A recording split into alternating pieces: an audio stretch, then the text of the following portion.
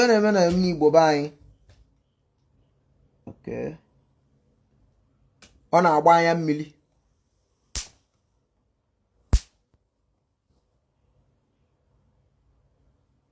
Iwe na-eme na Igbo be anyị na-agba anya mmiri.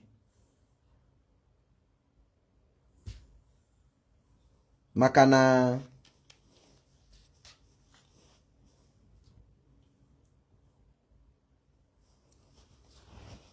Kois Odowa production.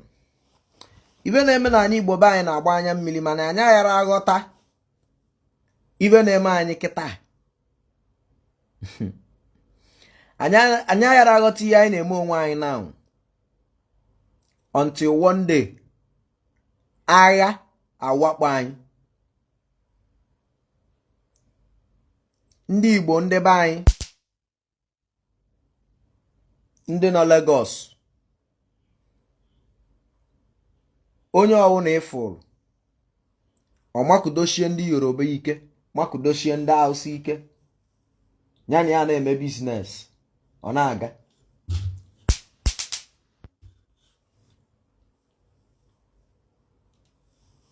Mana ya nwawo onye Igbo makwa na onwe nwanne nọkwa na South East that can do better. Mana ọ yara alike ịkpọgote nwanne ya bụ. Anyị ewelu all our resources and all our investment tụkwasa ndị Hausa na ndị Yoruba n'aka. O nwere onye si ga-eme investment na Lagos etu anọ. Nchọ ibi na Lagos, mme ebi na Lagos. Mana before nje bili na Lagos, number 1 na mma alụtagodo ụnọ na steeti m na Anambra steeti ya. 2 lụta ụnọ na village m. And in luo Lagos be mmadụ ka mma ebi. Mkpata akụ na Lagos ewelu ya gbadata ani Igbo. Ewelu ya gbadata Enugu, Anambra, Abia, Ebonyi. Ma furu iwe nlụọ plaza, shops, warehouse, school, rental house. There are so many investments here in Igbo that you will keep on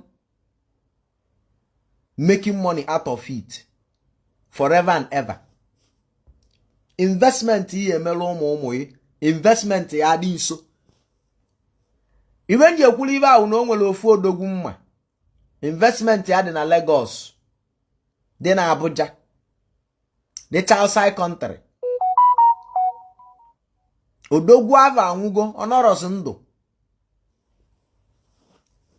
Ngwa ikita ka investment ya si egwu kita. Ngwa ika investment ya si egwu kita. You no go believe me. Ifletu anọ. Ogo mme n'ụlọ ka eju m afọ karịa nke mme n'ilo. Nne m ogo n'ụlọ. Ana m ene anya n'azụ wee na-eme. Like nchọ igo ihe ya adịbe m ma my mother ma ụmụnne m na o nwere onye nke demand for help. Ana m eche wele eme because ogo ọwụ na email nwanne anara n'iyi. Ogo ọwụ na email nwanne anara n'iyi. Ogo email onye ilo nwe ike o jiri ọga abụ email ewụlọ ọgaranya ọghara ijewalụ. Mana ogo email nwanne in one way or the other ilile n'ọnụ ịzọla azọrọ ịzalụ n'afọ ịfụnanya. Nwanne ya aba ụba wụlọ ọgaranya lụọ ụzọ a gavete n'irube nke gị ihe yuzu ụzọ abụ. Amara m ibe mma akpọ ibe na-eme na Igbo anya. Let me take for instance. Nwatakịrị nwoke a na-akpọ osisi ka nkwụ na-eme dibịa n'Enugu steeti. Pụtala online wee mewe video. N'ihe nwa usoro udo na ndị ọzọ ya akpụrụ kpọchie ewu ndị mbem nọ ndị mbem na ndị ọja ka ya akpụrụ kpọchie mana o nwere ofu ibe m gwara ụmụnne m ndị na-ama mbem na ndị na-egbu ọja sịwa na the type of grace we have, what we have, I use onye ọfụma in this our ani Igbo ka abụrụ na nọ Lagos ma na nna Abuja. I use onye ọfụma in this ani Igbo. Nwanne, you can never ever be hungry. Part of the reason eji asị na Igwe Credo nwere pride wụ na m esendrọkwa gị. Esendrọ gị onye ọsọ gị wụlụ. Go and ask rich men ndị mụ na ba mekọgo ihe. Esendrọ gị ma ego niile. My belief is on God, Chukwu okike abịama. It is only Chukwu okike abịama that will instigate or banye n'ime mmadụ awe melụ m ọgọ. Ụfọdụ ndị na-emelụ ya ọga anara emelụ ya ọga because na o siba n'aka. Ụfọdụ ndị na-emelụ ya ọgọ na-emelụ ya ọgọ because na ịwụ a child of grace. Na ị nwere isi awele. Na Chukwu fụrụ ya n'anya. I use myself as a point of contact to every other person with talent na Igbo. Early last year, we meeting ndị ọja na ndị mbem. Ani Igbo. I added everybody mmanụ egbu ọja na ama mbem na Ani Igbo in one group. Ejere m che kawaku, I just took time and lectured them. I type my type etilum voice. Siva, if we even in a me, don't ever listen to anybody. Focus. Nothing can push you far and wide like talent. Mwe gwa wasiva na obu greediness. Na nwanne me business. Makana na nwanne tolo nwanne wu ka ọ nali anya nni. Na ito nwanne wu ka inwe ike ijide iwe olili. Ma ijide iwe ya abalụ nwanne ya ulu. Nwanne ya abịa ya ọghị inye bụ inye. O wee welu nke inyeli wee je bido. Wee build onwe. Ọ bụ na ọ bụrụ greediness. Na mụ na nwanne m mee business egwu. A wee kwụsị egwu. Egwu wee baa. Ịlụpụ m n'akụkụ. Ịkwapụ m n'akụkụ. Even video di egwu anọrọ m na the video. Ego di egwu pụta ilie thank you lie very much. Nke kacha wute m wụ na ịpụta agwa ụwa niile n'inyego m ego. Mgbe sịwa na ọ bụ na ọ bụrụ that greediness. Ọ na-awụ mpụta nsị na afọ jọlị ndị Igbo alụ. Ụfọdụ ndị a na-afịa like na nna akpali ndị Igbo. Na ama akpali ndị Igbo. I'm telling you the truth. Look at Olamide. I know so many artists.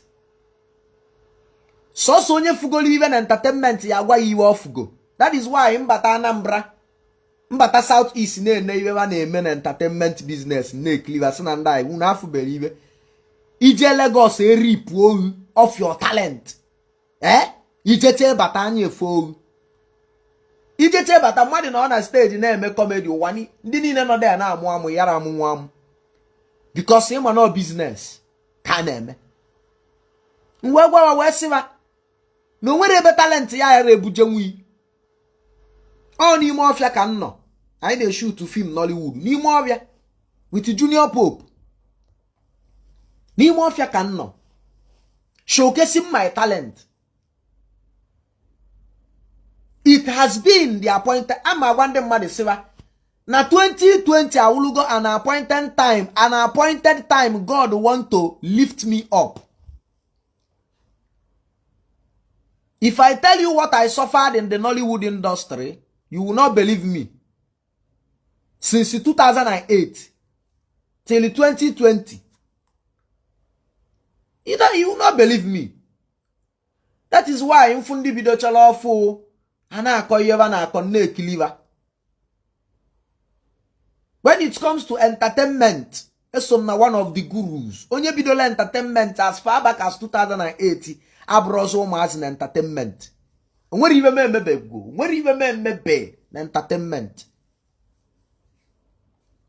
Alụgo m MC, emego m comedy, emego m skit, emego m papa lolo, emego m agbago m egwu. Mgbe Michael Jackson ka nọ ndụ, I was a very good dancer.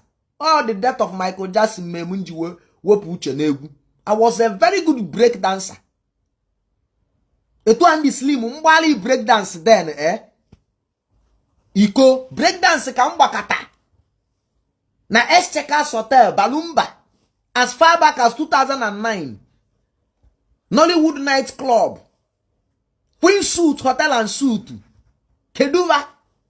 Breakdance ka mgbagide wee bido na ụmụazị gowele onwe m phone, bido na ụmụazị kwụwa ụgwọ nọ na be nna m, bido na ụmụazị kwụwala onwe m ụgwọ akwụkwọ through breakdance, entertainment, stand-up MC.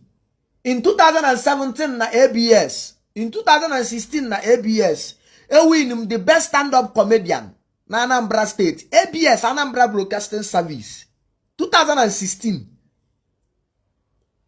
Amen. Na 2017 win again. If I did more than 50 or more, we may male and female category. Nko une emecha awuru gi ana akuku. Nko une emecha awuru gi ana akuku. Time nka aga awuru gi ana akuku. Look at my brother no online keta anu wa coins odowa. He's a Nollywood producer and the director. As far back as 2009, 2010, money emebego film. Emego anogo mu na movie production, no na movie production, no at the back of the camera for years. Low PA, vuo camera for years. Low pre-M, production manager for years. Produce all people movie for years. Onya bụ na ụfọdụ oge post oye ndị mmadụ jeje comment ya, if not to Junior Pope, if not to KC Lipopo, who will know you? Oni mafia ka anyị nọ na-eme data ejiji mgbe ama mbem o wee wuo Junior Pope akpata oyi. The Lord based on na Chukwu akwadogo no na 2020 a, no na this month, no na this hour, no na this movie ka o yesi wee bunyi Credo enu. The Lord wee banye n'ime Junior Pope wee use onye as an instrument. Junior Pope gwa amusimu na before malum no ni iwe o melum no nara emie before malum. Ma no that's my own ko meche bidozie mewie ma chi machine wa o, my modi ava o, mi yo ka shout wa o. Ndi okwicha n'ọkụ.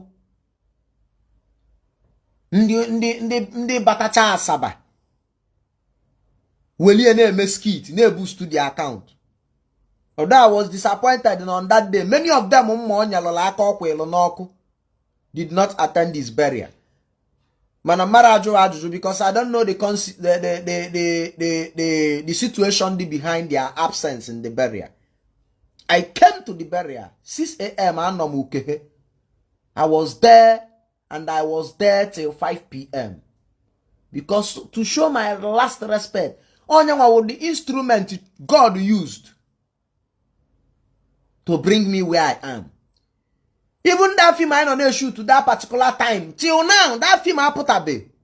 And that movie Umunga would the producer and the production manager. The owner of the film would the producer and yeah.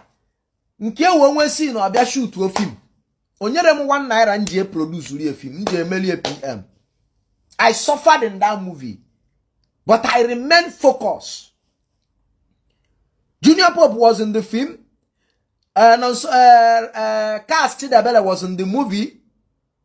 I was managing like 5 stars in that film. Junior Pope, Cast Chidabele, Don Braimo, and so many other people. 5 stars in that movie.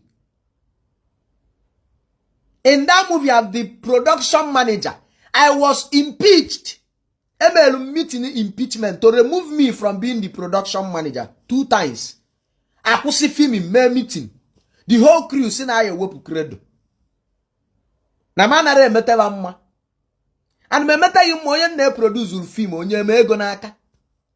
Mmili ayara dị na location. Mmili artist ya anwa ayara dị na location. Ayi echegide onye nwe film te la obia. We weta ego ma obulu di mmili bia abia. ana atamuta na blame mo na adiba ka ebu ime ego na akpi mkpi ka nji na ewepụta the money. But could you imagine na mo na produce film PM of a movie? I don't have a room. And I'm about location boss, Anna. I had like 220 people in my location. I call epic film. Mano, obele boss anu weji me ebuyalende mmade na oka. We age we me location boss. Not even the big boss. Obele boss. So na issue to check film mechie di ka ebe 5:30 ma n'ime abani. Ma ọ na shoot night scene. Man on that location, make sure na everybody know na my set na cha before now. Boss na je 4, 5, 7 times self. Sister, wouldn't they moto with a governor there? And none of the artists, 200 and something artists, was lodged. It's only the 5 celebrities in the movie that was lodged. My crew members, if I didn't crew 9, minus the director and myself. Even with the 3 room for 9 people. Makeup na ndị nke anọlụ, costumier na ndị nke anọlụ, props and set na ndị nke anọlụ, ndị cameraman na-esi bebe abịa. Every other artist 200 and na-esi bebe abịa. Epic film. 122 scenes. Igbo and English. Nwetasi alpha another production as God may have it. I finished that film. Present alone with film here. In as much as now the film I put up now since 2020 man, I was able to finish that film with my crew and my director Boko.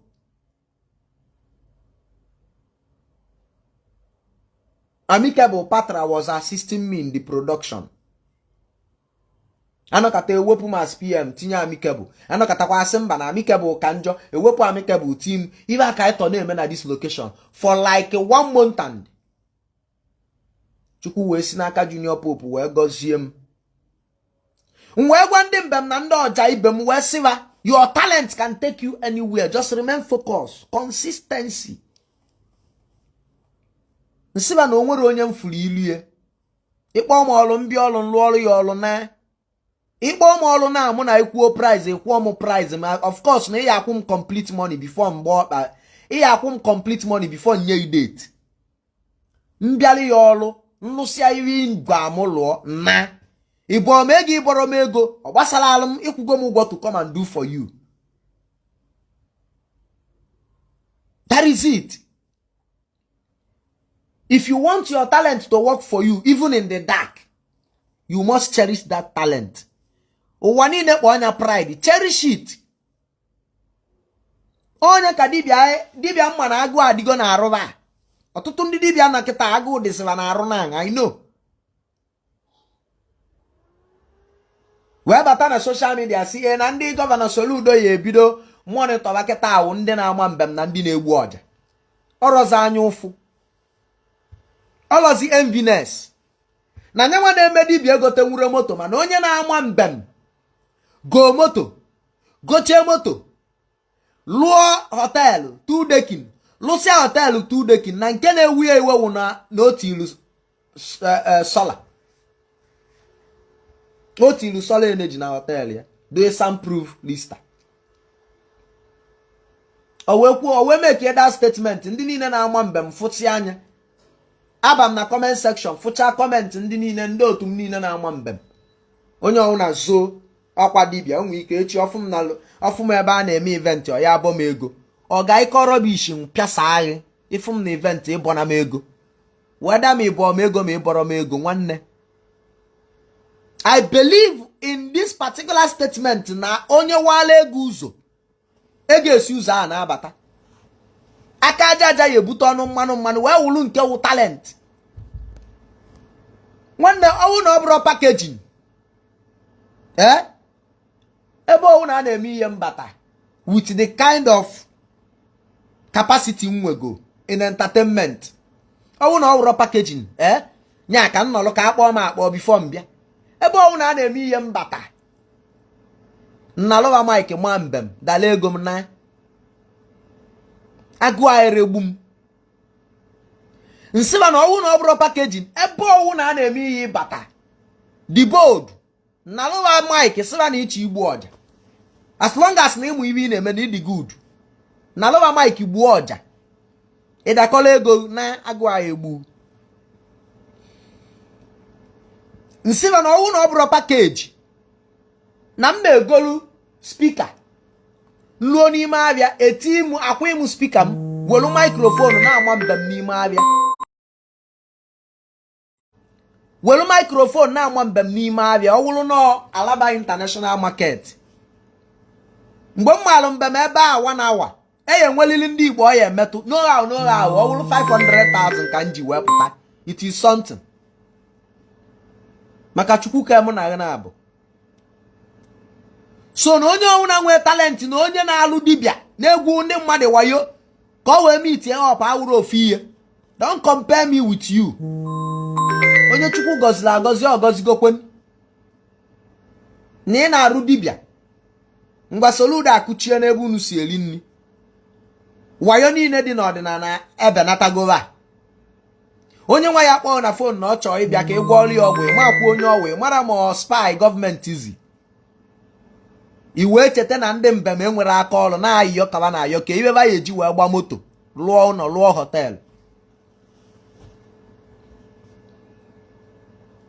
nwesị na ọka unu malụ anyị nwawa Igbo na-eme onwe anyị onye ka m ji si na abọ jọrọ Igbo alụ onye Igbo ya afụ nwanne ya na-progress na-ewushilie bad luck ọ bụ na m nwere ajọ obi nwa aja afọ bụrụ an envious person ndị niile na-egbu ọja na ndị niile na-ama mbem nkwụ igoro n'ọkụ mmadụ akwụ ịba n'ọkụ mmadụ enyeba update enwe more than 16 persons mma na-ama mbem kịta mụnwa Igwe Credo nyewe update and all of them are doing fine onye gba moto lulu ngwa asị ya na ebe ihe eme na pattern ihe eme na ebe ihe eme na ka ihe si na-eme ka iwe sevute ego golu moto ichekwa na onye ya ebu iyi moto anwakwana anwa chewe onye ya ebu iyi moto ụfọdụ ya ebu iyi moto weluzie imelụ nwa boy ịrapụzi ọrụ ihe ejelụwa exercise va na-egosi your talent bịazie ebe dibịa tọgbọlụ. That is why I love Ifeanyi Uba till today. Onwere iwe ọ ga-eme m, nwere iwe ọ ga-emele elu m, Senator Dr. Patrick Ifeanyi Chukwuba. Mana iwe wute nwụ na ndị Igbo amara iwe banwe. I know how many times mụ na Ifeanyi Chukwuba nọ oba alili na gọọmenti achọrọ ilele izili Nnamdi Kalu. I know how many times oga anyị na-ebe akwa azụ anya mmiri anara akụ ya n'anya oba alili na gọọmenti achọrọ ilele izili Nnamdi Kalu. O mekata iwe niile o mee na Senate chaa o tinye akwụkwọ for it ba asụfịa okwu maka ya asụfịa. If you men can say I, onwere onye ya ekwu I, o wee jụrụ esa wee sị anya na ọwụ na ọ bataba APC udadị ana m anọ na-aza call na ọwụ na ọ bataba APC wee nyeli ya aka onwe petition ọ submit wee tieli I maka a na-emezi ya by party etu aka odogwu si wee baa APC maka gịnị ka ọ wee nwee full support wee dupụta Nnamdi Kalu. Still ndị a na-awụyali ya osi oke ka ọ zọkwuo gọvanọ ka o nweta immunity and full support of the party mana o nwere nke gaa n'iru. Mana asị m na Ọsọchukwu Olise bụrụ ụwa bi n'elu mma, Sọchukwu bi n'elu igwe mma. I was watching Nnamdi Kalu all his appearance na court. Afunuro m ebe o ji ọnụ ya kwuo na Ifeanyi Uba mere ajọ ihe. He talks bad about all the politicians in Nigeria. Onwere onye ọ rapụrụ iche. Onwere mgbe o mepere ọnụ ya sị na Ifeanyi Uba na jet ya ka eji wee kidnap onye whatever. Nya bụ Ifeanyi Uba gbalụ mbọli nne. ọwụ na Ifeanyi Ụba wụ gọvanọ etu a Soludo si wee baa jefu Nnamdi Kanu na DSS ka ọ kala ịba jefia mana because na ọwụ senator nwere that immunity ọnya mere na ojerefia ọfụnwulie maka na onye ji Nnamdi Kanu presidency attorney general of the federation wiye ji Nnamdi case ọ na-eje na court between him and the federal government and the federal government a na-ekwu okwu ewu the attorney general of the federation.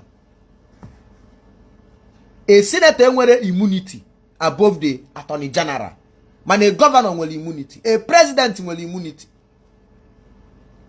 So n'ibe na-agwa ya bụrụ ibe ọzọ bụ na abọjọrọ Igbo alụ mgbe ị na-eme nwanne ka imenyelie ka imetie ofilie na ị na-egbu ya egbu. Look at my second onye ọja master nkwụrụ ụgwọ ụlọ 850,000 eru ma mpalo fọnishie si ọfịa ya alụ kpọgote ezinụlọ na Asaba ka ị chọọ ihe ebido olu nwunye ya ọgwụgodo na street ka ọ na-azụ kios ije chọọ ọlụ bata ịmala ego na-inweta ọgwụgodo 50 bụrụ 100 bụrụ 70 bụrụ 80 ike enyi ntotu were ofu ụzọ nye wee kwanye ngwa abịa na shop from there nwayọ ọ baa na shop from shop ọ baa na supermarket ọ nwayọ ka eji alacha owe dị ọkụ o wee wee na nna emegbu ya ọ bụrụ ka akpọ show mụ ka akpọ show mkpọrụzi ya azụ onye ọja jee ọrụ anazia m nni anacha m nni wite ọkụkụ na ji enwe ike anyị ejebe dịka ebe na-atọ ọịnọ ị na-ede anacha m nni ọkụkụ na ji akarịa nsị ya oke nwụrụ ọkụ welu ji na m aghara ewekọdochi iwe niile. Ụfọdụ oge mmeje event ndị odogwu ebu ịmụ wine niile adịbe m kịta onwere nke ngolego mmanya niile adịbe m onwere nke ngolego ebu ịmụ dị mmanya anyị jecha ọlụ nata mmanya nwe ike dị 4-5 onye ọja bụlụ ofu manija bụlụ ofu ọwa one ngwasi welu nke adọba be m onye ọja a mebekwa bedde mbọsa anyị ejelie ma mgbe ọnwụ na ọbịa be m ebufetekwa mmanya anyị niile so ebunata ebufetekwa onye ọnwụ na-aṅụ onye aṅụ ịfụzia na social media ndị ilo m ghọrịa agụ sị na ịpụtaba na social media castigate m na ịfụtaba na social media kọtọ Igwe Credo ibulu odogwu ewuru Michael Jackson ewuru Davido o wee mata ka ọ bịa kọtọọ m ka ọ kpụtuo m ị marazi na ikputu onye bụ ilu ilada mmadụ bụ ilu ilada ka ị wee mee gị na iligolu ị wee ligolu che lituo wee jezie ka ije destroy ọlada ahụ onye ahụ bụ ilu ifụrụ na aja abụ ka ị nwere mgbe si ya na ọmụnwa wụ Igwe Credo arọbụna gụ nwanre mara atụ na alụsị mana asị nwanre mbụ bụla aka ji ọgbọ ọ bifo ka aka ji ọgbọ mbụ iwe social media na-ebupụta ihe gbasara ọfọm na social media ọ wụzụ maka kịta o mego 2 years nkwụsị ibupụta ihe gbasara ọfọm na social media. I do it outside social media. I was deceived ibubata bịa na social media mmụọ bịa gbalụ mfim dete na obuo m aka anyị buo m aka nju ese awụọ gịrị ju ese mmụọ wee sị na ibe a na-ebufute na social media na ya laikere ya mgbe ndụ azụ. That was why I changed my page nji eme egosi iwe gbasalụ ọdịnala m change ya to another thing weli emebe ihe ọzọ. So na ibe na-ekwu abụrụ ibe ọzọ bụ agụsịa agbacha ọsọ agụọ mile because nya bụ onye ọja m nke n'ọfịa fili na mụ na ọjazi na-enwe problem. Ọ bụ na mmadụ na-asa abụghị ọsọkwa ya bụrụ na gị na ya karị 7 years ọ serve katasị na ọ chọkwa azụ na ọ chọ inweluzi onwe ya ka ọ wụrụ ọga free the person. That was what happened. Ajụ m ya kedi ọsị m nna na iwe na ọ chọrọ nwere onwe nsị ya no problem ka anyị pụtagoro na sel anyị nọ na Lagos I put akwalan, I sign you off. Inwele onwe. Apụta na Lagos, sign yanya off. Nyanwe onwe obele ụgwọ oji m, o setụlụọ m. Jebele onwe m nwa natawa. Focus on my family. I wee kpọọ m wee du ime onye ọjọọ ọzọ bụ ọja master. O wee bata, m wee hụchara ya pịachara ya. Akwụrụ m ya ụgwọ ụlọ na Asaba 850,000 a room and parlor furnish ya. Ebe ọjazi bivu na Asaba. Ọja master bata na the company nchiliki idi echenya. Si aja ebili gị na manager. Mụnwa na-akwụ ụgwọ ọkụ, mụnwa na-recharge Go TV, mụnwa na-agba fuel.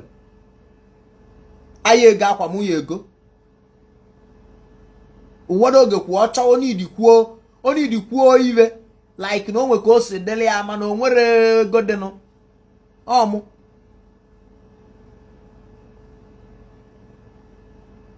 Mbọsị m bịa bewa si akedi amịlị kpaa m nsị a na nche enyo amịlị ọsị m je enyo onye be nsị a toilet adịrọ ọsị m na be enwele toilet. Mmechalụ no budo dị amịlị. Pụọ na aba agana oyi agụ aba agana baa na ofu filling station je nyụọ amịlị.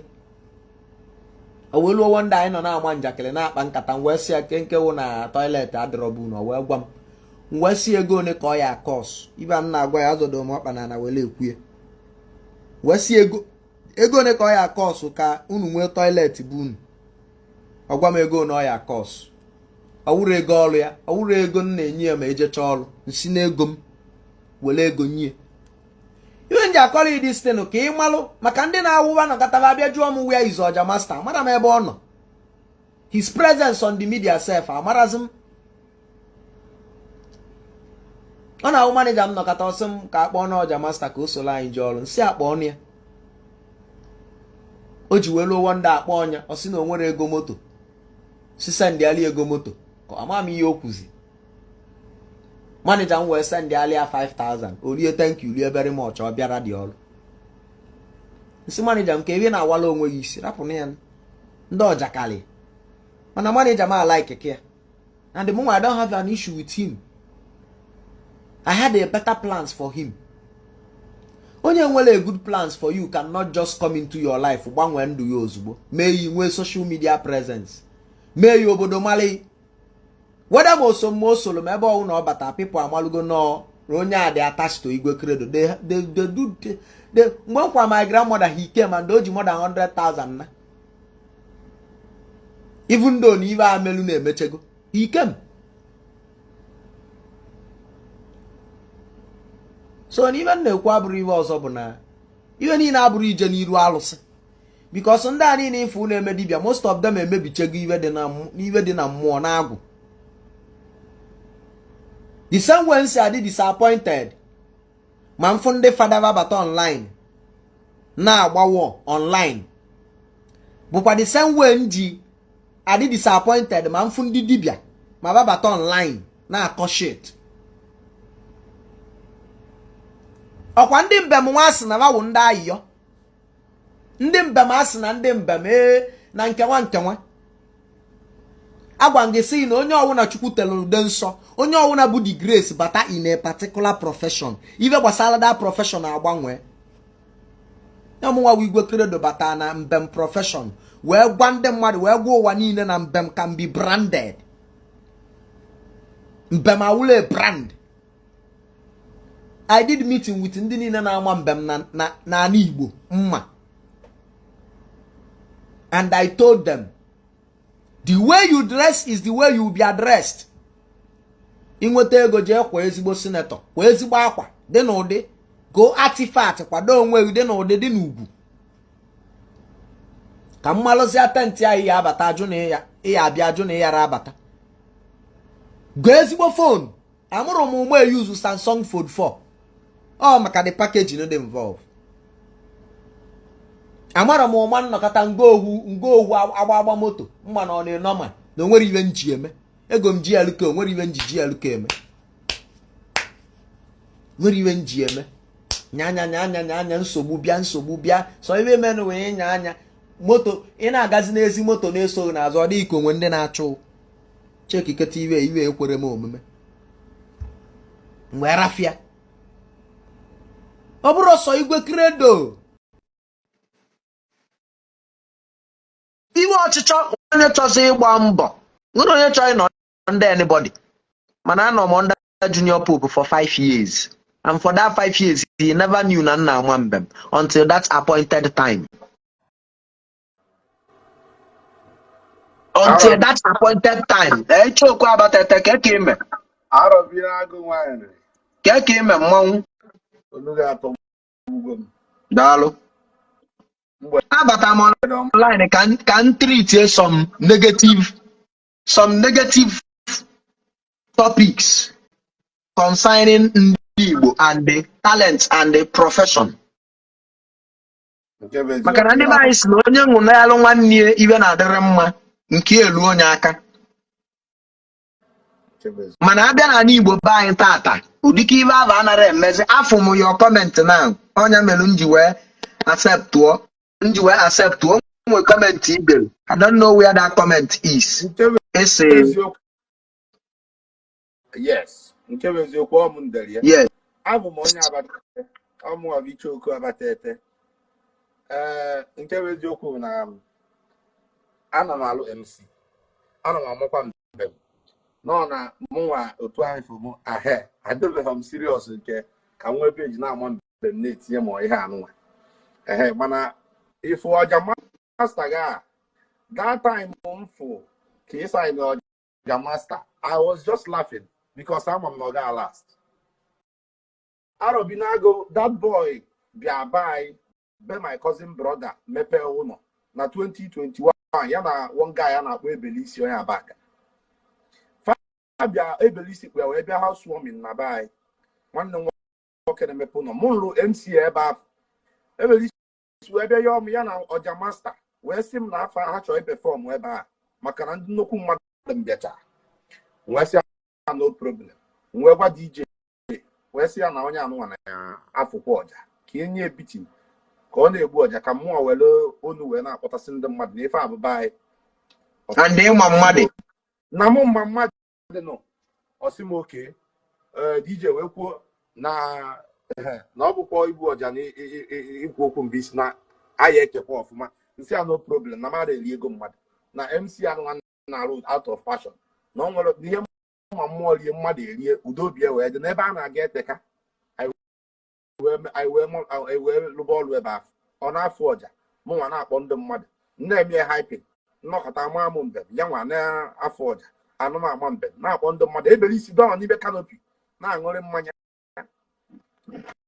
ịma na ịlụgide ọlụ anụnwa lụgide ọlụ a o wee kụa 7 nke mgbede my brother wee kpọọ m oku n'elu ịmana ego niile ahụ realize na anyị nweta ego ebe ahụ anyị nweta ka mkpọzi ka m zeelu ntụ anyị nweta 90,000 naira ebe ahụ ka m zeelu ntụ I'm telling you anyị wee lụgide ọlụ a wee lụsịa nwee n'elu ka m gbago na-agbaratazi amana so nnasị DJ how far kezi ọjazi kezi ọja master na ebelisi how far ọsị m na ha gara igbo afọ na kekwe ego niile dị ebe a ka e mezin nwesị ya kezi na-akpọ m oku n'elu kezi eme ndị jere nzi ka emezie nọ unu ekere the money ọsị na ha kpokọrọ the money wa na fa kpokọrọ o wee bụ na ọja master chịkọrọ ego m na ya lụta n'ọrụ wa o wee ruo mgbe a na campaign Soludo na-eme campaign mgbe fia na-eke agụ anyị wee si ya ime onye mbụ ọ sị na ya mara onye mbụ nwee sị ama mụ iche oku abatata mụ na gị nje ọrụ ebe dị otu a iwe were ego m nsị ahụ ife anụnwa ka dị m n'obi and mụ na ka m gwa ya eziokwu na maha eje polisi ahụ ma ejelu mmadụ editin mana ihe na-achụghị ya na-achụghị ọ sị m ọgọ kwuo na-ebere isi na ọ bụ ebere isi nọ ya bụ ihe kpọkọrọ dị nọ ya sị ka ha waa nọ ya mgbe ya sị ka ha waa na ya nwede ego ya were isi oke mana ọ gịnị ya ọ sịrị ka ha waa unu waa mụ na gị nta ahụfụ wee lụọ ọrụ okolo ego maka na DJ anyị ji wee gwa bịa DJ abịa suspect be m ọ chọrọ ịpụta mụ na DJ ahụ okwu na be anyị DJ bịa suspect mesie mụ na wee jekọ ọrụ na abacha mbụ the same DJ Rins jekọ ọrụ na abacha o wee si m iche okwu na ihe mmeghe na abatata nwa akọwala ya si I was trying to convince him no ego arụ nwara m afụrụ ya anya maka o feel na mụ na ya nke the money nsi ya na m afụrụ ya anya na m agbakwudo ọ sị na ọ nọbọ m akpọta onye ọja nsi ya na ọ bụrụ m ọkpọta ya na eke onye ọja si wee bịa ọ bụrụ m ọkpọta ya na this boy just bịa ebe m na-ekwu okwu sị m na ya chọrọ perform na ya bụ edo nsi ya no problem no because I love to include any other football entertainer MC onye egbo ọja ya mma include ya because talent dị n'iche nwa eme ebe o esi wee blow this boy when you blow my money ekpolu m aja because akwa amarịrị that day kpolu aja wee kwuo okwu n'isi ya onwe ebe ojije ọsị ya onye nu sign ya onye ana sign ya onwe ebe that boy ijije just onye nke ebelisi bụ na amagodo na ya na ihe na-eme because ajụ m esi mgbe m ji esi asị m nọ na nga ya na ihe ya megide ana m ejiri mmadụ ọfụrụ ana m eri nke mmadụ ahụ eri nke m ana m eri nke mmadụ ịbụrụ onye izi na-complain olu about this. You're not the first person na complain. No one guy na-akpọ MC2 Mike ọ nọba London. He told me his own story with Oja Master. Coins, one guy na-akpọ Coins. Onye Ugbo. He told me his story with Oja Master. One guy na-akpọ MC nke a na-eme ka Buhari. Mgbe Buhari wụ president. Maranda Gogo. He told me his story with Oja Master. Onwe onye a na-akpọ MC mgbe ọ na-alụ na Coffee Lounge.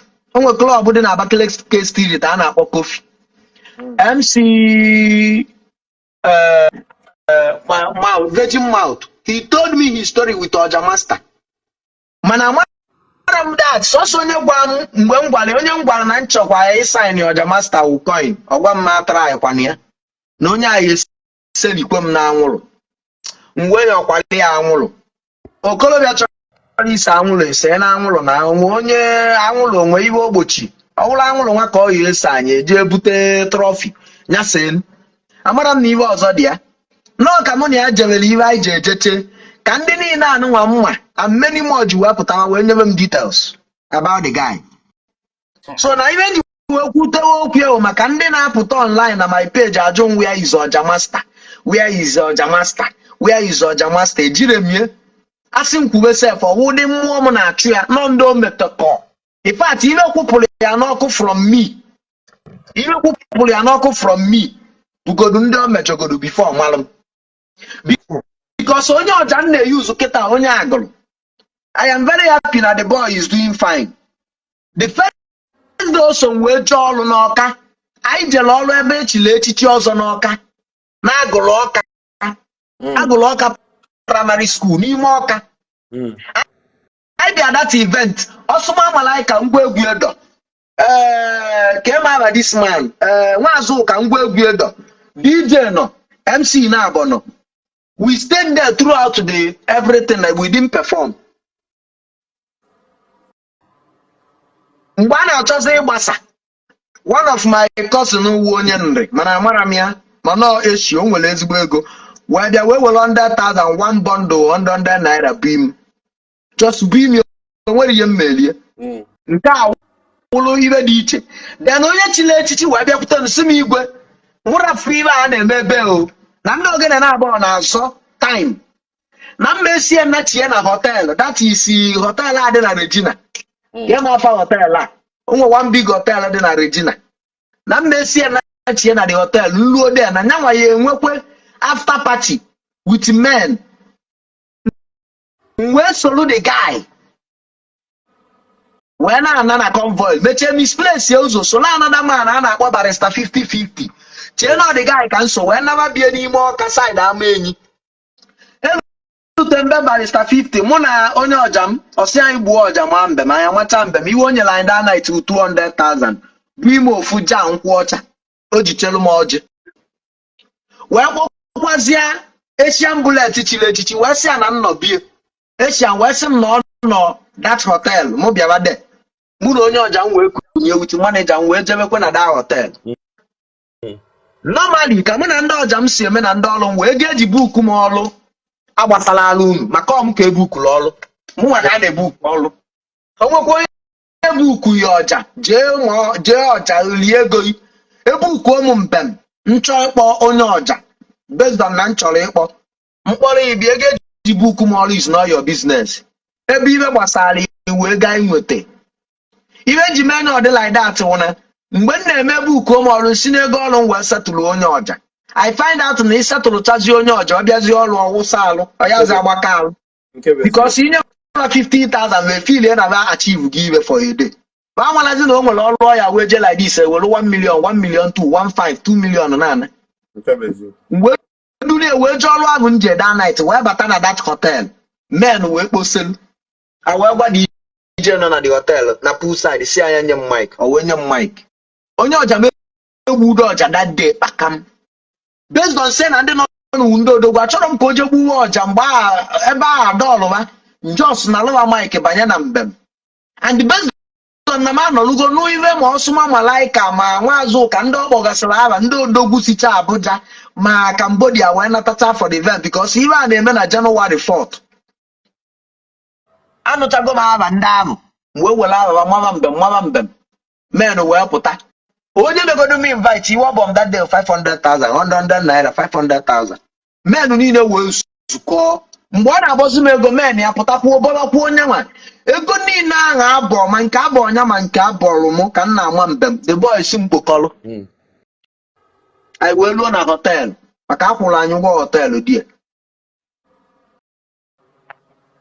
wee si onye ọja m na họteelụ ma ebi m ọka ebi m as in all Christmas period and mụnwa chọrọ kama mma anara be m jebu nabagodo onye ọja wee si anyị alala na họteelụ a ụtụtụ anyị afụ move na ụtụtụ around ebe 9 nnachiete na the hotel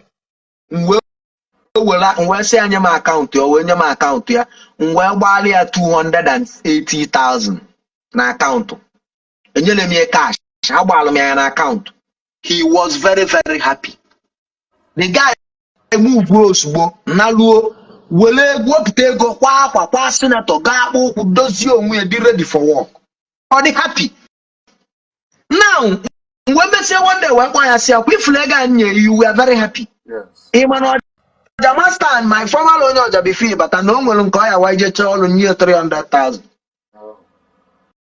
anyị cheta mgbe anyị je na nke ike ebube mba ike duru n'Imo steeti I know how much we made anyị dọ nso onye ịchaka ọ bụ ọmụma euro ma pounds ma dollar o nwewa mma anụbọgide m $100 bụ ọmụ 2 rap $200 anyị dọsụ bụ ọmụmụ more than 50 euro pounds that day maka ọ bịala egwu that day anyị wee nata wee gụọ $200 $100 $200 nye onye ọja m wee gwu ego one dọla kwụ n'anya ya the guy gbadata ego ọka nsị ọgwụkwa na ya na-echenji ego iwe ji nye this dollar ka i belong gụọ na mụ na ijele ọrụ $2 €2 mụnwa chọrọ ijide euro pounds mana m na-enye gị dollar mana iwe na-enyere dollar awụrụ na mayara enye nwunye 200,000 naira mana iwe ji enyere ihe ewu iweli ọba agha aka o buteli ya wele na favor na grace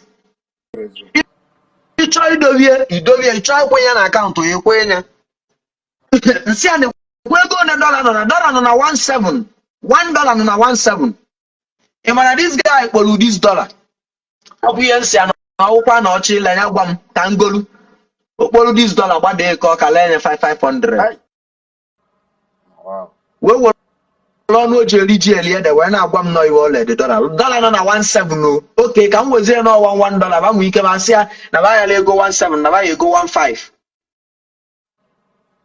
so na onye ọbụla ị na-enyere aka ya dị grateful onwe ibe ngwa anya ngwa the boy nke ọfụ wee sị ya na mgbe junior pope post m online ọ bịazikwa dulu mkpagharịba chekwala enu m sela aka iwe ọnọdụ onye chat nya osend alụwa nọmba m na-aza kọlụ na-ebelu price iwe ọgwadebe nwa Igwe Credo if you want to succeed have a price tag mgbansị ya ka price m nwee ike tag na onye m na ọsọ m na ọmara mmalụ price tag mmalụ price m chọrọ ka ọ bụrụ ya ka eji na I need to be expensive for me to build a brand Mgbe jiri aka m tinye 300 na 300 per show depending on the location. That singular advice onye m ka m ji wee bido.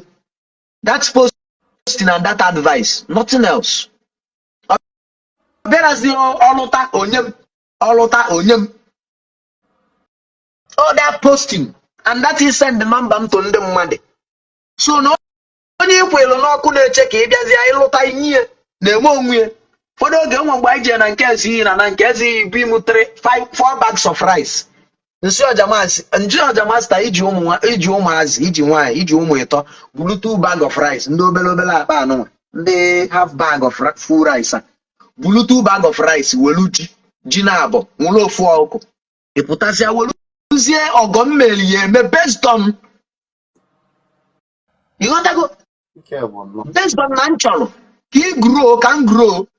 This my manager kịta anọgo with me kịta since 2021 wee luo taa mụ na ya nụrụ ọgụ anyị jecha ọrụ iwe ọwụ na nyere elute n'ọnalụ m dị happy. Ọchị ịkwụ ụgwọ na ọwụ na o nele anya fụ na ọ dịchara ọsị m nna m biko ọnụkata ọsị m biko m chọgodili 100,000 ka ọ wefi mgbelu nye a na-ejekwa ọrụ ahụ anyị na-eje anyị jecha ọrụ enwere m ike nye 50,000 ego okete ọsị m igwe jidegodu 20,000 na-amaghị nọọsụ ego nji mụ na ya nụrụ ọgụ mụ na ya banụrụ mba kedụzi ka ọ ga-esi wee wụrụzie onye ọja mana advice ndị ilo na ndị ilo nyanwa nyelie mere o ji mee ihe ome mana ọ bụrụ maka onye ọja ọ bụrụ maka ndị ọja ka m bịara ịbịa kpa ibe m bịara ịbịa bịakwu maka nwanne m nwoke mmelụ vidio si Soludo this Soludo that ka m gwa ya sị ya na onye na-alụ dibịa na onye na-egbu ọja na-ama mbem awụrụ ofu. Ịkpọta onye na-arụ dibịa dobeba 10 dowe ofu onye na-egbu ọja na-ama mbem ebe nwere onye na-egbu ọja na-ama mbem. Nsị a na ọ bụrụ na ndị be anyị nọ in diaspora bụ ndị na-enyere nwanne m aka by now mụnwa Ukredo ekwesịghị ị na-eje London na-eje ma US na-eje ma UK na-eje ụmụ Igbo denu ga-agasị na-ana ọ bụrụ na m enwere green passport. Mana ndị be anyị enyere ya aka they want to exploit you and the mụnwa achọghị inye chance for anybody to exploit me. Ndị be anyị si na agbụsị anara agba nwata mgba na abụ oisi anara alụ mmadụ nlụ na abụ n'anya. Ọ bụrụ na m awaga anya mara ive dị na business entertainment you go to see me in all these shows mostly ụmụ show nwa a na-eme n'Ọka aka ọgbọrọ ma amapụta m akwụrụ ụgwọ abịa mme mana ọ bụrụ na ibe ya agwa nwoke ji ezinụlọ na-azị ezinụlọ nwee standard of living ọ bụrụ ibe ya agwa m ịpụta esi m ya na ị na-eme show mụ bịa onwe ibe ntite ka m welu mba agabego m daa level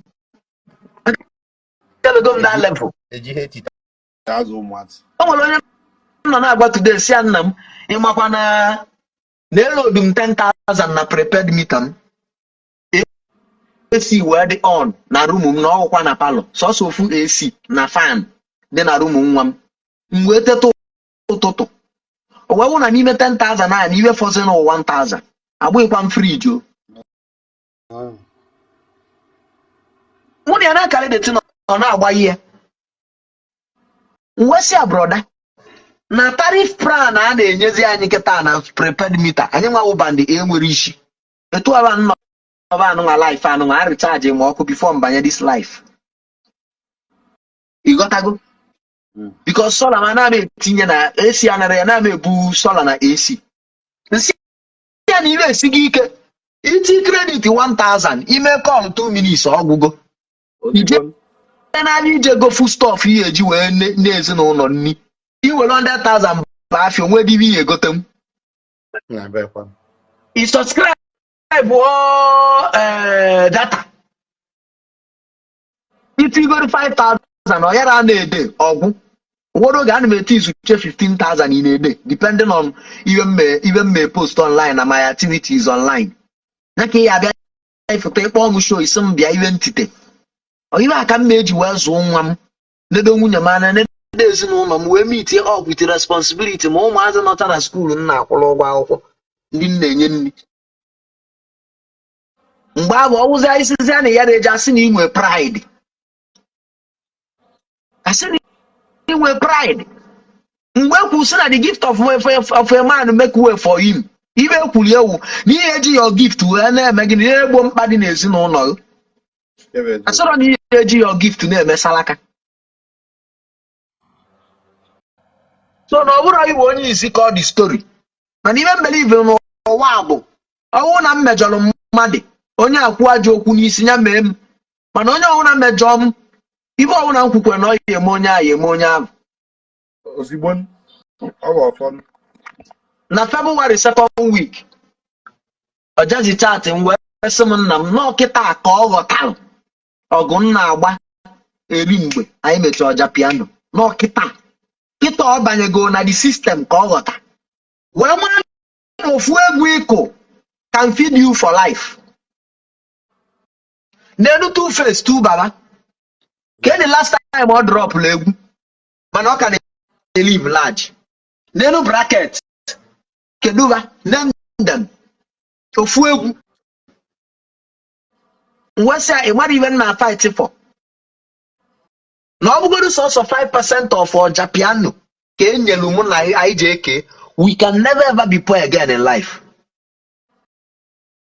music dị ka oil business that is why you see the video Burna Boy iche na man ebu drug they don't carry drug it is music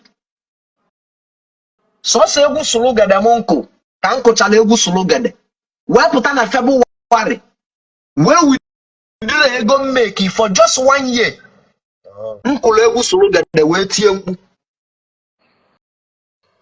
mkpu wee wụrụzie egwu ga viral globally asị na m nwere anya ukwu ị na-asị na m nwere anya ukwu ịnọ mgbe mụ na nwanne m nwoke melu biznes kpara nkata ka ọ ya esi dị ị nọrọ mana ị na-asị m na m nwere anya ukwu ọ bụrụ na ndị be anyị si na ọ bụ na ọkpụ isi amara akpụ ka ọ na-agụba adịrọ nke ọnwụ na akụsila egwu na egwu agara agụ onye ọma Tochukwu mụ na ya kụrụ sefini wit ọjazi egwu agara afịa mbọsa anyị jere ije were ego dị egwu emeghe distribution account ọwụ na ibe dị egwu nweta $80 onye ọma welu 80% ego one wozi na $80 for 1 year anya afụ na ibe apụtara na ya even the guy epushuru dị egwu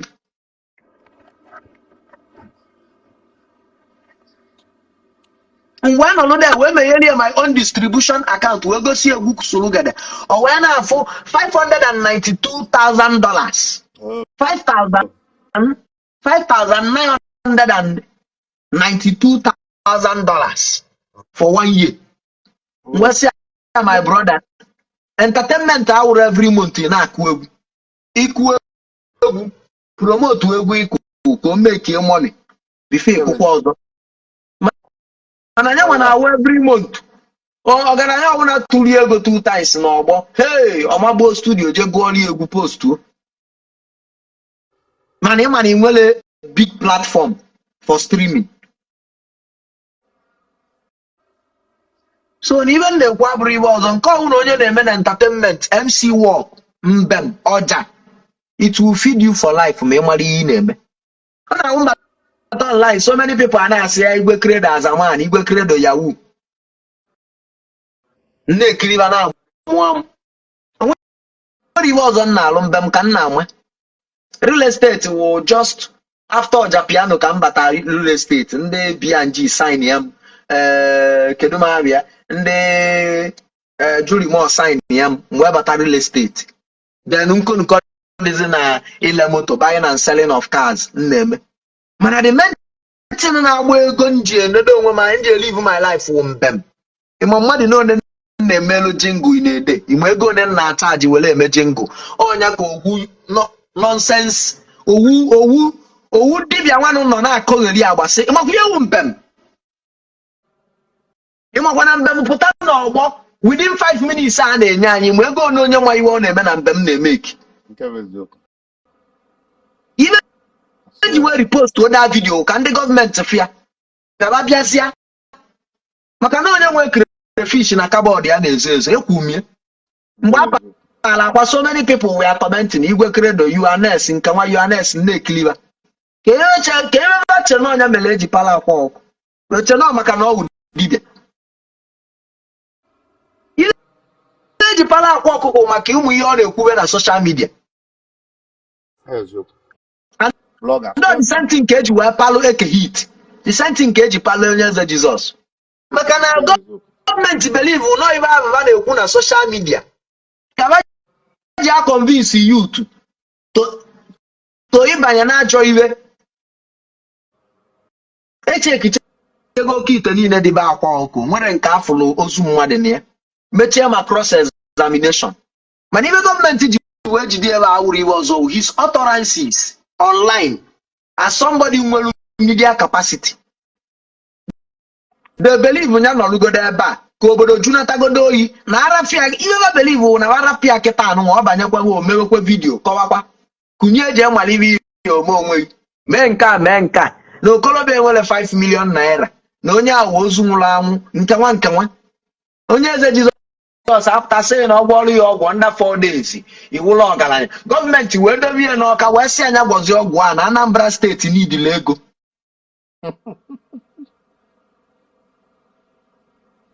onye eze Jizọs sị na o mere mmadụ oke ite na onye a wetelie 200 million gọọmenti wee sị ya mee data oke ite ka Anambra steeti nweta 200 billion ha ya eji na-alụ projekti onye nwa jiba nwere iwe ọzọ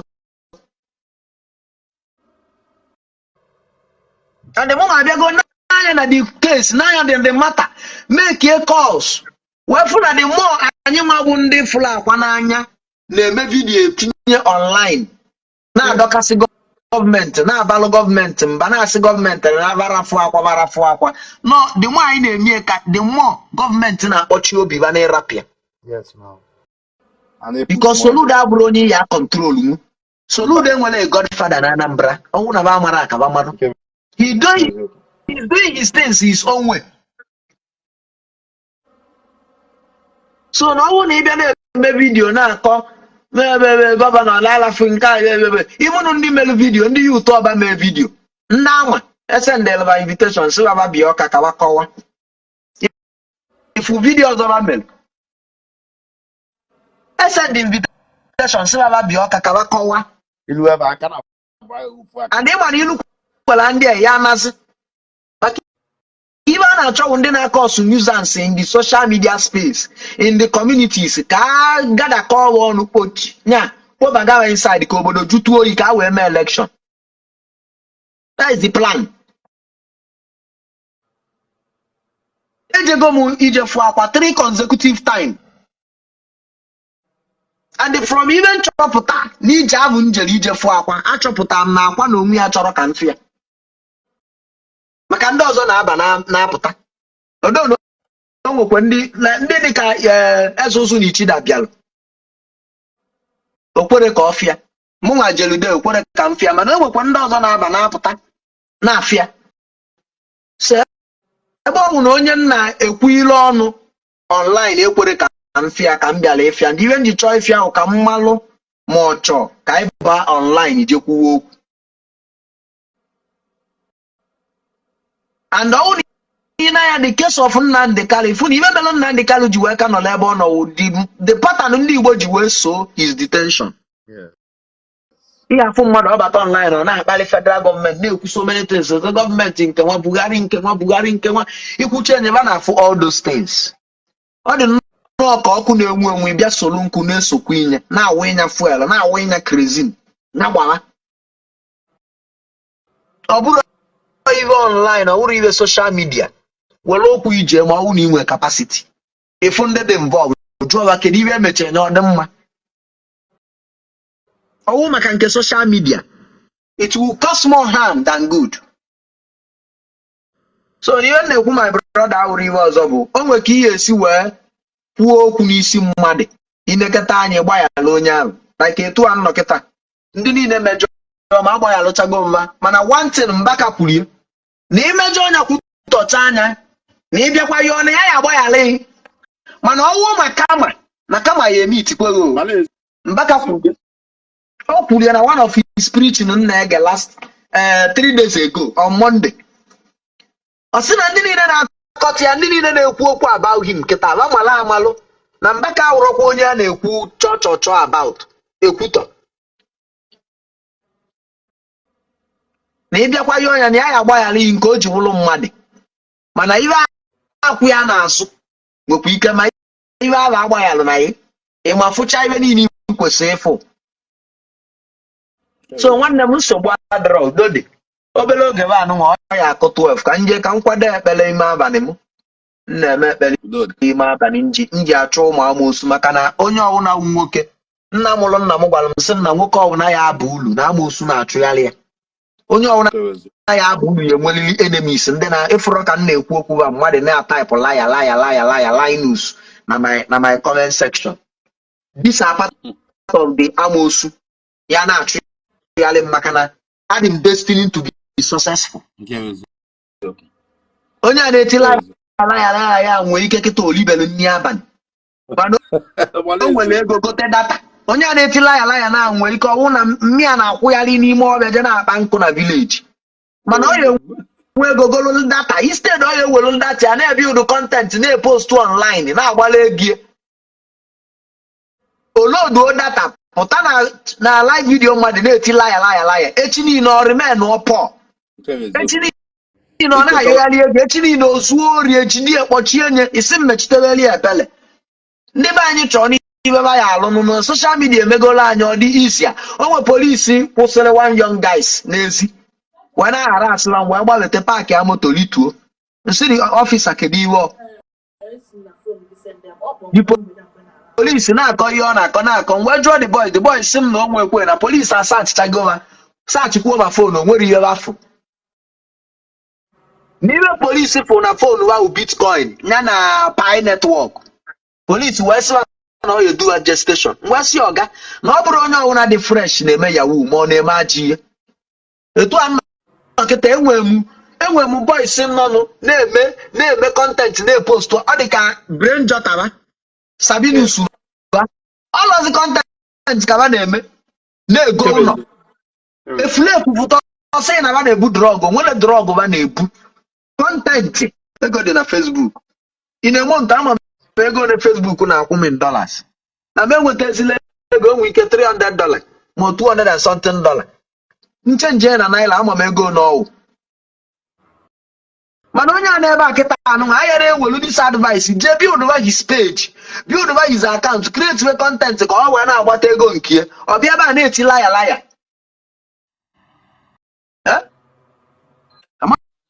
amamihe ya agwakọta ndị be anyị etu anọ kịta ana m eke update ka a na-eke because I believe na ana m eke update ịjụọ ndị a niile na-ama mbem kịta ụmụazị a niile ndị obere youth a na-ama mbem kịta they will tell you ana m eke onwe nke ọ ya wụfu yi na-eme ọdị nsị m n'ihe ị na-eme kwesịrị ị na-eme onwe nke bịara ebe m bịara event ọ wee na-aba na ebe iri nsị nna m ifuru ebe a nọ ana-aba elizi nri ma nje event mbụrụ ndị ọrụ m kịta anyị na-apụta mfu restọrantị ebe a na-ele nri anyị niile aba lie nri ọfụma lie nri lijuo nri afọ were maka nwata ma mmanya tichie na moto golu bred dị ọkụ na radopin ma ọrọban tii na moto na-ata bred na-aṅụfụ mmanya na-eji event anyị ruo ebe anyị bịara event biznes ka anyị bịara ime anyị fokọs ọnụ ibe anyị bịalụ machie elie ibe anyị bịalụ ka anyị pefọm unu bụ anyị ego anyị adakọla ego na o nwere ihe shide ya ara ego ma ọ bụrụ na ị bịacha event a nweta 1 million so na gị nwee ịbịa as a brand ị bịa na-aba mba na-ebu ile nri ọ dị very bad ọ bụrụ inugo nwaanyị ọ bụ na ọ na-enube nwaanyị na ọya ọmada nyewe ego ha sieri gị na ị chọrọ ije ọrụ ilie nri ọfụma gị jụọ ahụ ṅụọ mmiri welu ka nwọta jụrụ oyi tii na moto gị ma ọ tii na akpa gbufuo ịpụọ n'ezi mmiri gụọ gị ṅụọ mmiri ịpụọ n'ezi agụụ gụọ igolu nri lie iru ebe ị bịara event lụọ ọrụ ị bịara ịlụ ị ga-anọ na ị na-eri nri MC kwesịrị ịkpọghiteghị anọrọ na-agbala ego nke ị nọrọ na ị na-eri nri na ị na-ata anụ ị na-ata suya MC a na-agbala ego mgbe ị ga-eji mụ ibe na-emenụ onye na-eme event apụta igba egwu and onye na-eme event gbacha egwu ọrụ event agwụ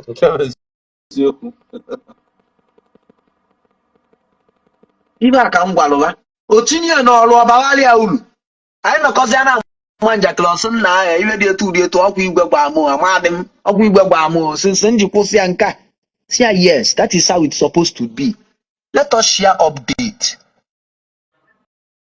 Etu ị na-alụ MC ma enyelu nwere ya aka nye ya ọrụ MC o nwere advice ya abalị ya uru na that your MC work nwere ike inye nwunye ọbakwala ya uru bring ya about more work onye awụ anyụkọ amịlị abụ ọnụ ọgba ụfụfụ na ibe na-eme anyị n'ala Igbo wụ ilu niile ndị nna nna anyị ba na-atụla ji ebi ndụ ilu wu okwu bụrụ mmanụ ndị Igbo ji eri nri onwezi nke anyị na-etinye n'ọnụ aka aja aja na-ebute ọnụ mmanụ mana kịkịkịkị onwezi onye na-agba mbọ onye ọbụla na-achọ ebe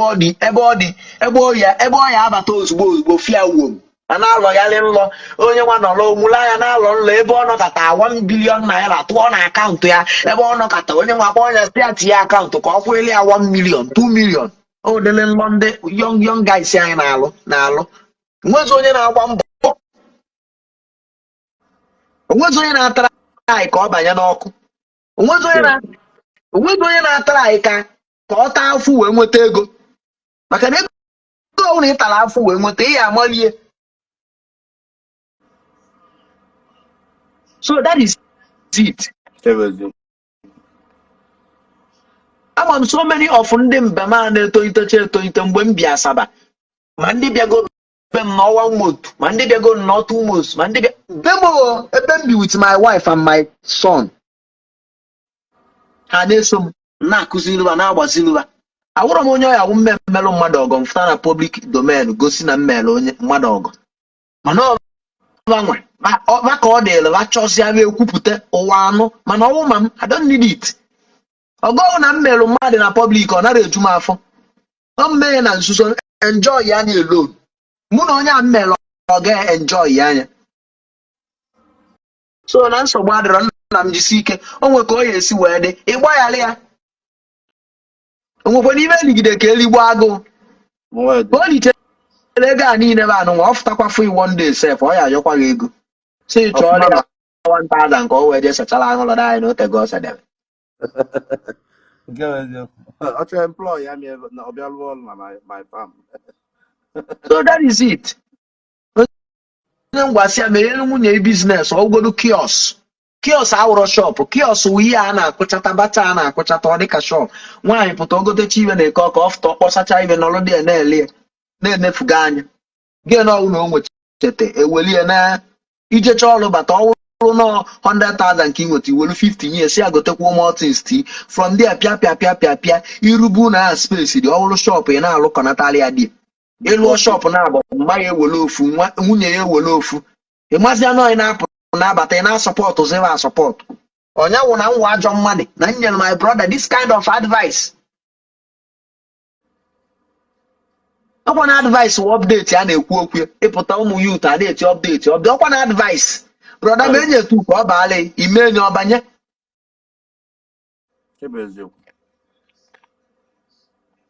o nwere advice chief ime onyecha egwu na November ka ọ December na Asaba mbọsị ọfụ m n'ezi ndị poli ndị SARS kwụsịrị mụ na ndị oyim that was mbọsị mme wedding o wee lituo paakị ya moto elituo wee bịa sị m kedi anyị kpacha si ya mba na o nwere na basa achago na o nwere iwe afọ na m bịa mpụta ka ngote nri maka na eshire m nri emere m wedding a na-eshi nri ajọs mmeche wedding ndị niile bịa maka ọkọtụ wedding duruba jee ụmụ ihe itiri a Mr. Bisa ụmụ ihe crunchies a ruo de go one plate na mmanya anyị evuruzie ya na-abịa m onye ọhụrụ lie nri akpọ egwu onye ọhụrụ gbasa eluzie n'abalị mapụta so after ka anyị goteche nri a liche dị nri n'ụlọ we came out kpọọ chief ime ọgwa anyị ebe ọ na-eshoot skit we came out anyị niile nọrụ throughout the whole day o nwee advice ya m wee sị m na o nwere ibe anyị niile nọ na entertainment na o nwere ibe anyị na-azọ na grace mmadụ ibu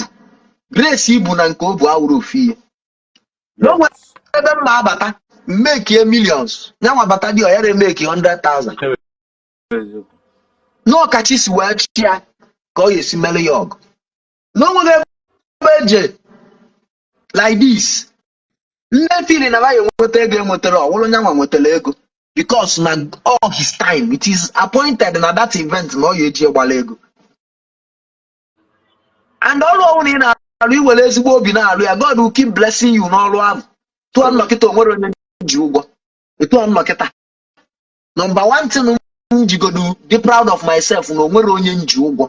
Ego ọbụla m nwe kịta ma iwe ọbụla m nwe my own, onwere onye nji ụgwọ ma ọ sị na-eje mbite mmadụ ego wee mee ihe ma ọ na ibe m na-ego moto nje bite ego go moto ma ọ na nje nata moto n'aka sị ka m na-akwụzi nwayọ nwayọ. I don't do that. Oke ọchịchọ wụ ihe na-eme ndị be anyị ma na-etinye onwe ha na expenses and nya ka ibe a na-akpọ dị ya nya iji ụgwọ debt. Debt. So nna m, ana m ekele Chukwu for, and I want to thank you for coming into my life, and we use this opportunity to treat some cases. And I'm about to cover life because I don't have the time. I don't have the time. I'm an FS trader. So time and my life aketa. No, na my platform. I'm making with all $100. But I'm online to do this live video. Esim from live video mụ na sister mechie na TikTok wee bata Facebook wee sị ka m bata kene Facebook ka m bịa mekene live at least start a weekend nwere ebe m na-eje echi sịrị nwanne echi. So ekene gị so much for making yourself available maka na ọ dịrị easy wee na-asịkwa ya na mgbe ọsọ ọwụ na ị na-emekwa your own live video, if you invite me I will come. Daalụ nwanne, nsogbu adịrị. Daalụ. Udobi. All right.